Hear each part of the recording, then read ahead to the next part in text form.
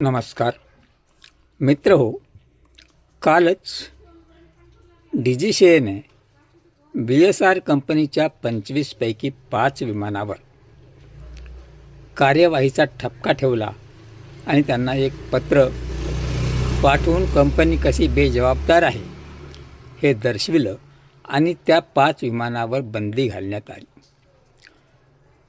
त्यावेळी जी शंका पहिल्या दिवसापासून आमदार रोहित पवार, MLCचे आमदार दादा गटाचे अमोल मिटकरी उपस्थित करीत होते, त्या शंकेला वाव मिळाला की हा अपघात नसून घातपात असावा।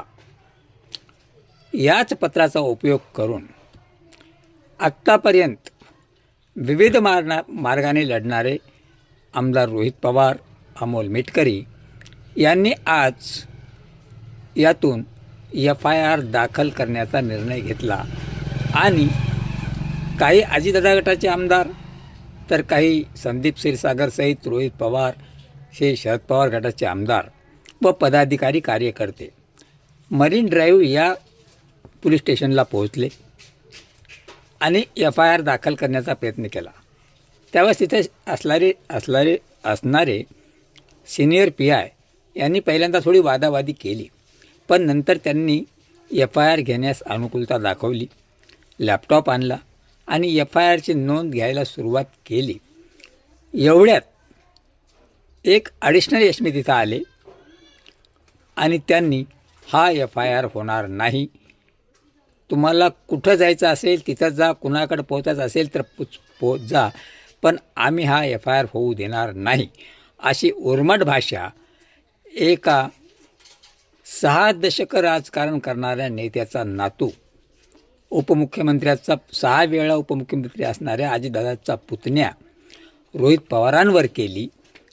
तेव्हा सर्वसाधारण या देशामध्ये साधी चोरी झाली, साधा खून झाला, साधा अपघात झाला तर FIR होतो आणि अजितदादाच्या उपमुख्यमंत्री असताना त्यांच्या विमान अपघाताचा FIR होऊ शकत नाही।